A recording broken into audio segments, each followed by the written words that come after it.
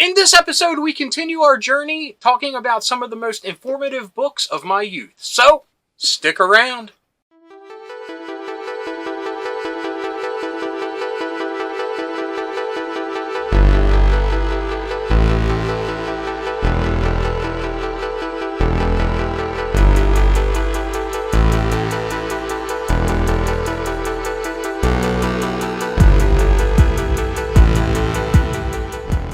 Hello, fellow dorks and dorkettes, and welcome to It Came From My Side of the Laundry Room. My name's Rob, and I do not know why I have lens flare over my head. I know these packages are a little shimmery, but it's really weird. Anyway, in this episode, we're going to dive back into the Jeff Rovin Encyclopedia collection. This time, we're going to tackle the Encyclopedia of Super Villains, which goes along with the Encyclopedia of Superheroes that we talked about last time.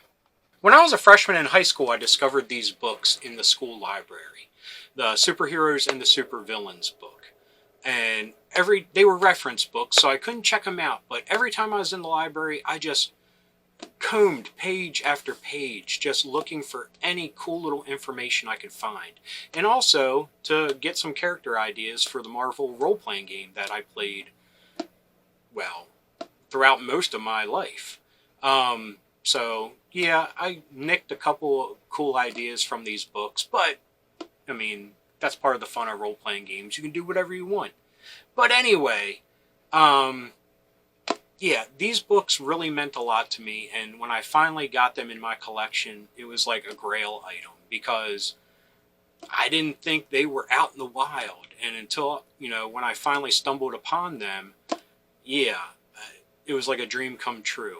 I know that sounds really weird because it's just a book, but this is a perfect time capsule of the 80s, of comic books, movies, TV shows, what have you. If it was a supervillain, it was in this book.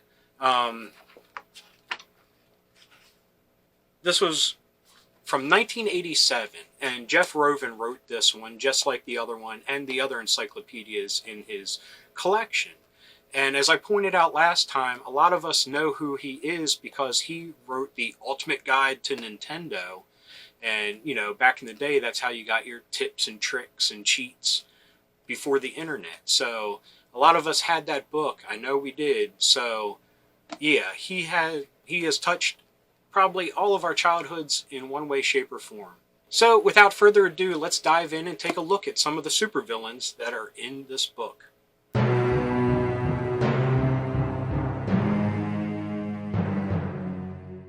Howdy, folks. Okay, before we get started, let's look at this cover. It's a lot more dynamic than the superheroes one.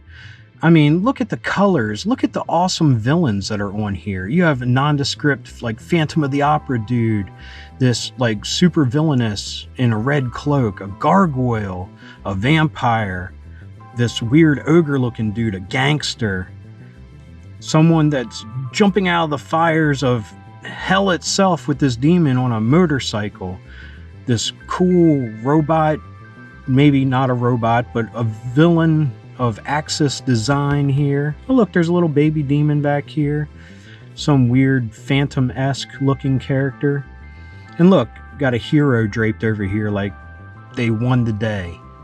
So anyway, like I said, this was printed in 1987, written by Jeff Rovin.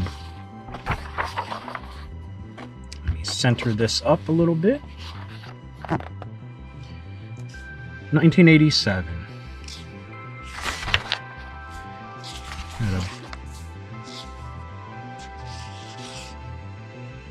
We villains are a very select group indeed. In the very desperation of our hate rests our strength. Cyclops.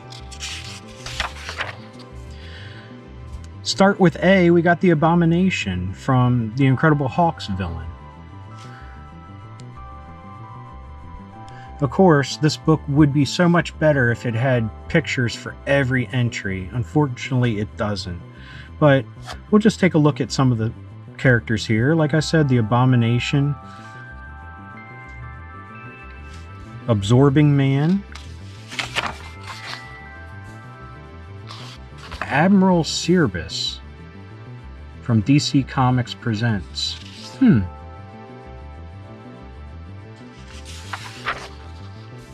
Amazo, Angar the Screamer. What a character. From 1973, Daredevil 100. His costume, which won't give it as much justice as seeing the character, but tan trousers, blue vest with tassels, boots, headband, golden wristbands, necklace with skull pendant. Biography, a hippie, Angar allows himself to be subjected to a mutating device from the moon of Titan. Moondragon, an emissary from Titan, hopes that once Angar gains superhero powers, or superhuman powers, he will help battle the interplanetary scourge Thanos. Instead, as soon as he is given a voice capable of causing incredible hallucinogenics, which tap the listener's private fears, Angar collaborates with Moondragon's terrestrial partner, Kerwin J. Broderick, to become a criminal.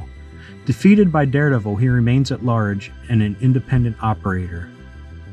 Comment: Daredevil's foes Ramrod and the Dark Messiah are also products of Titanian genetic tinkering. I mean, back in the day, this dude was enough to take on Thanos. Not the Thanos we know and love today, mind you. Got Annihilus, awesome. The Anti-Monitor. Arnim Zola, Armadillo. Great characters. Atuma. Fantastic Four, Namor. But let's take a look. Let's think about some cool 80s villains. Let's see if they have Skeletor. Let's start with that. Got Lex Luthor here. So we'll jump around a little bit. Let's start with Skeletor and see if he's in here. In 1987. Hey, while we're here, let's look at these color plates here.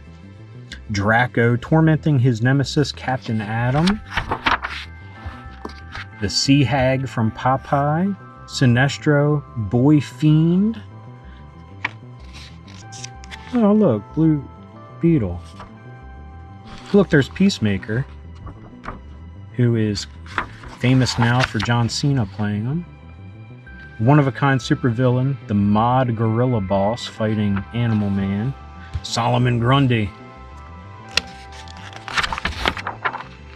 Bizarre Thunder Man. He's a giant gorilla with a bow and arrow. Oh, no, this is Thunderman. I want to know more about this dude. The Gorilla Ranger. Heck yeah. Monster Master from Turok, Son of Stone. And He Who Never Dies peers out over a jungle and chaos in the Bawana Beast comic. Cool. Anyway, let's get to see if Skeletor's in here. There he is, Skeletor. 1982 Mattel Toys. Costume, purple harness, hood, girdle, boots. Skeletor's flesh is blue, his skeletal face yellow. Weapons. Ram-headed staff through which he channels his magic power to perform simple tricks like levitation or create life itself. That's not a simple trick. Spy Door, a large spider-like transport vehicle. Land Shark, a shark-headed tank whose jaws open and shut. And Roton, assault vehicle, which rests atop a whirling buzzsaw-type blade. Sword, Terror Claws, vicious oversized claws which slip over his hands. So that was a variant that came later. Chief Henchman. Panther, his giant purple cat-like steed. Spikor, who has telescoping trident hand and spiked armor. Stinkor, the evil master of odors. Too Bad, a monster with two heads. Whiplash, a serpentine humanoid with mighty tail. Beastman, a powerful, heavily armored lion-like humanoid. Clawful, a warrior with a lobster-like right arm. Evil Lyn, the wicked warrior goddess. Jitsu, the master of martial arts. Cobra Khan, the venom-spitting master of snakes. Webster, the hideous master of escape. Merman, the evil ocean warlord. The three-eyed Triclops, who sees everything. And Trapjaw, the iron-jawed warrior with a powerful mechanical right arm. Also assisting Skeletor on occasion is the evil Horde. See Hordak. I think we shall. Biography. Eternia is a planet which exists on a dimensional plane different from that of Earth, and beneath whose medieval exterior lies a heavily advanced yet mystical civilization. To become the absolute ruler, the true king of Eternia, one must first breach the walls of the ancient, mysterious, and magical Castle Grayskull. To prevent this from happening, prematurely or falsely, young Prince Adam has been given the Sword of Power, which transforms him into the superhero He-Man. Trying to destroy He-Man and take the castle is Skeletor. Headquartered in the fortress Snake Mountain, Skeletor is a master magician about whose past nothing is known. His crimes consist primarily of kidnapping, hypnotizing, and stealing to achieve his goals. Children's TV allowing nothing stronger. Quote, "I'd much prefer to spill your blood with my own hand rather than waste precious magical energies. A sword is so much more personal." Comment. The syndicated Filmation TV series debuted in 1982 and is still on the air. The shows are also available in video cassette. The character is also featured in Filmation's animated theatrical film or feature, The Secret of the Sword. In the 1987 feature film Masters of the Universe, played by Frank Langella, and in comic books from DC 82 to 83. However, the character made his comic book debut not in Masters of the Universe title, but in DC Comics Presents number 47, Battling Superman. Mattel has released numerous versions of the Skeletor doll. Ain't no doll!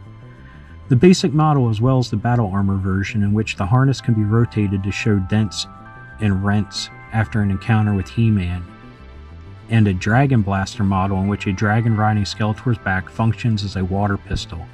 The basic figure stands 5 1/2 inches tall. See other action toy supervillains: Baron Karza, Destro, General Spydrax, Hordak, Moltar, and Mamara. Well, looks like we got some people to look for. Let's start with Destro. And then we'll call it a day because I don't want to keep you all too long.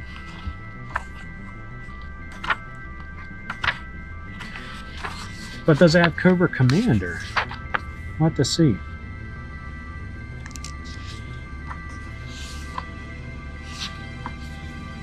Destro.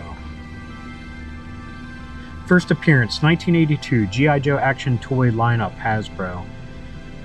Navy blue boots, bodysuit with red collar, silver gauntlets, full head mask.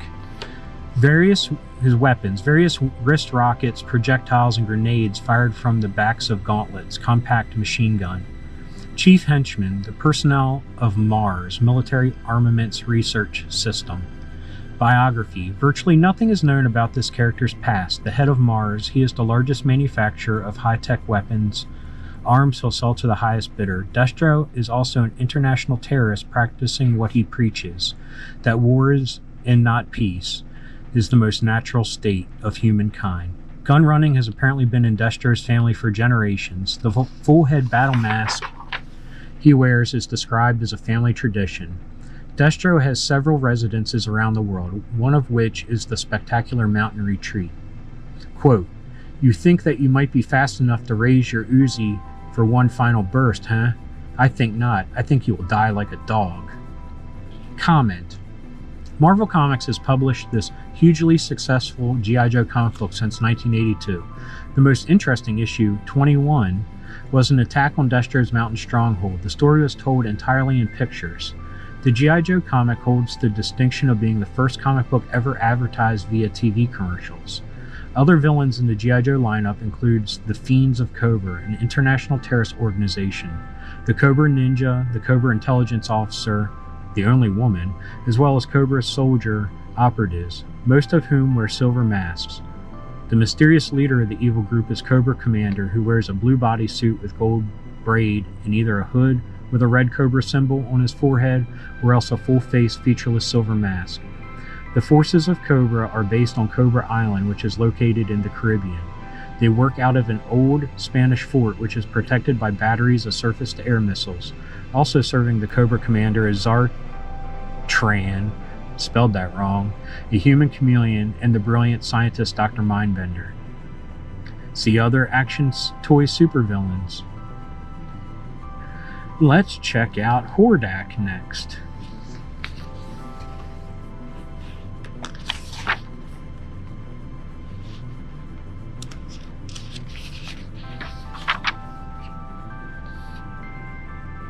Hordak. First appearance, 1985, Mattel Toys. Costume, black trunks, wristband with armbands, boots with gray band around top, middle, and toes. Breastplate with red, bat-like emblem on chest and high-collared fringe with gray belt, bone-like bands around shoulders. Hordak skin is blue and a skull-like face white. Chief Henchman. The evil horde, an unsavory group consisting of Shaggy Brute Grizzlor, an insect-like spy Mantana, the multi-legged two-headed Modlock, the Leech, the master of power suction, with suction cups on his mouth, hands, and feet. Biography. A former denizen of the planet Eternia, Hordak passed through a dimensional gate and took up residence in the fright zone of the world of Etheria. There, the evil ruler was faced by an ongoing rebellion spearheaded by She-Ra, the superheroic sister of He-Man of Eternia. Quote, "You may have defeated me and my horde, but you'll never see this child again." Comment. This character was the chief protagonist in Filmation's 1985 theatrical film, The Secret of the Sword, and is a regular on the syndicated Filmation TV series, She-Ra. See other action figure villains. Let's look at Moltar and then Mamara, and then we'll call it a night. Moltar, if you don't know, comes from the Crystar line. So I'm curious to what they say about him, because unfortunately that line didn't go too far. But he still has plenty to say, geez. Moltar, first appearance, 1983, The Saga of Crystar, Crystal Warrior, number 1, Marvel Comics. Moltar as a human, blue bodysuit, cape, red trunks, belt fringed with yellow, boots with yellow, hem, collar which covers shoulder and most of chest. Moltar as a magma being covered with solid red lava, 9 volcanic cones radiating from around his skull. Whenever he is angry, flame and smoke erupt from these craters. Weapons, golden mace and axe. Chief Henchman, his lover Lavor and devoted Zardith, Feldspar and Warbow, magma beings. Aw. What a weird sentence structure. Biography. Brothers Moltar and Crystar were princes dwelling in the city of Galax on the distant world of Crystallum.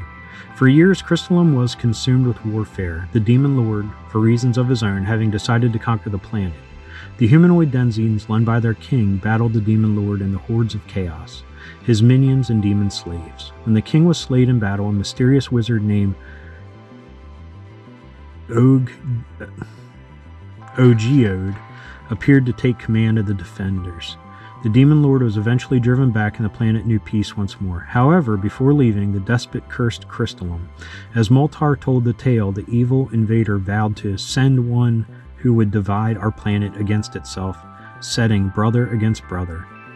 Enter the sinister sorcerer Zardith. Just a few months later, the night before the brothers' coronation as joint kings, he demanded obedience from the kings, or he would wage war against them.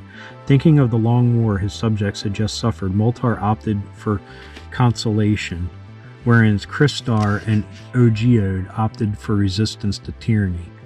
The princes fought.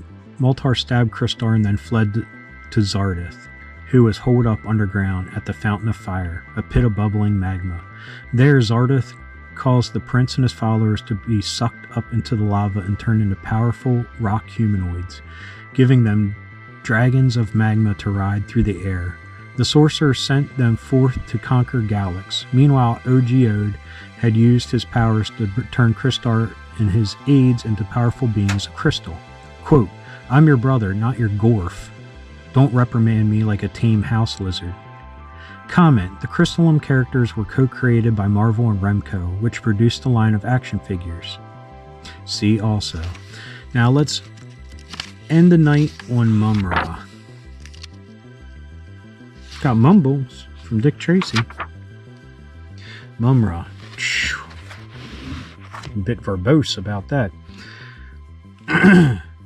Again, I apologize that this may be boring, but I'm having fun, so I hope you are too in some way, shape, or form. Okay, Mamara. 1985, Thundercats Action Toys, LJN Toys, under license from Telepictures Corporation. Costume. Mamara is swathed in white bandages and wears a red hooded cloak when he's resting.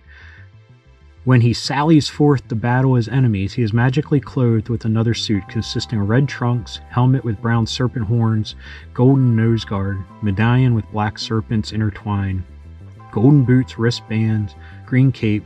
Mamara has blue-green skin. Chief Henchman. The mutants Monkeyan, Slithe of the Reptilians, Jackalman, Groon the Destroyer, Rataro, and Vultureman. The mutants on Third Earth live in Castle Plundar, a gargoyle-shaped palace made of stone. Biography. No one knows whence Mamara came or how long he lived on in this magnificent castle, a pyramid with obelisks rising from each point in the base. The whole location on the planet Third Earth found there one day by mutants from the planet Plundar, a world of boiling oceans and scum deserts. He forms an alliance with them. If they will serve him, he will help them destroy their arch-enemies, the cat-like Thundercats. That heroic race is not native to Third Earth, but migrated there when their planet Thundera slipped from its orbit and was destroyed. Actually, Mamara has an ulterior motive for the Pact. He wishes to be the sole master of the planet once again. To do so, he must obtain from Lion-O, leader of the Thundercats, the Sword of Omens, a powerful weapon with the Eye of Thundera set in its hilt.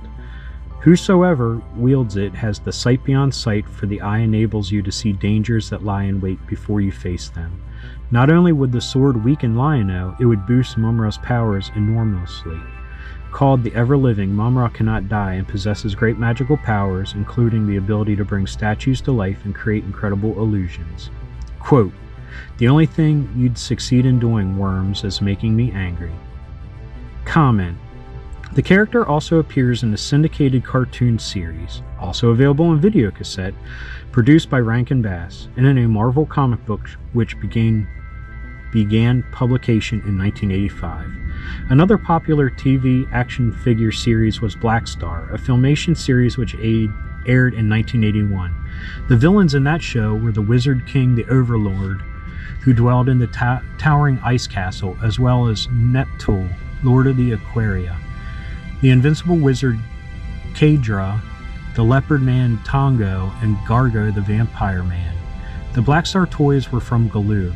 Other action figure toy lines which had supervillains include the Power Lords, whose spindly insect-like Arcus was an evil dictator who commanded the likes of Raygoth the Goon of Doom and the four-fisted Griptodog, the evil warriors of Galoob's interfaceables, namely the saber-toothed Tuskus, the wicked strategist Brainor, whose brain pulses with evil, the armored Torto, the Claw, and the leader of the humanoid mammoths, Tembo, and the Flextrons from S&T Sales, whose evil members were the snake-like Vipin, the skeletal Hairbone, who was the executioner of the Varkon race, and the beastly Devilor, the leader of the Varkons. Now, the comment didn't really have anything to do with Mamara or the Thundercats, but that was a neat little... We have Power Lords, we have Black Star, Interfaceables, and the Flexitrons. I might have to look them up. That does not sound familiar to me. From S&T Sales, the Flexitrons. So that interests me. Like I said, this is a great little time capsule into the 80s. Learn new things. So anyway, yeah, sorry this was boring. This ran a little bit longer than I anticipated, but we got to listen to and read some great 80s cartoon / toy villains that we all know and love. So anyway, back to me. Back to me. I apologize, folks, if this episode was boring. I mean, we were just flipping through the pages of a book together, but like I said, this book means a lot to me, and I just wanted to have some fun and talk about it. So thank you for sticking around if you watched it, and again, sorry if it was a little bit boring. Anyway, like I said a couple times before, this book is such a great time capsule of the 80s, of supervillains from movies, cartoons, comic books, what have you. I mean, it's just a great resource to have for 80s nostalgia. And like I said, growing up, I poured through these pages. Yes, I took some of the liberties and ideas from this book to create characters of my own for role-playing games, but, you know, those days I would not trade for anything else. But anyway, sorry for rambling on and on. If you liked this episode, which I hope you did, but if you liked this episode, please give me a thumbs up. If you got something to say, please leave a comment. I love reading them, and I love getting back to everybody. And if you're new around here, and if you happen to enjoy this, or any of the episodes that YouTube is recommending down here, please hit subscribe. And if you hit that little bell icon, you'll be notified whenever there's a new episode. So anyway, until next time, thanks for watching. Keep being rad, and stay dorky.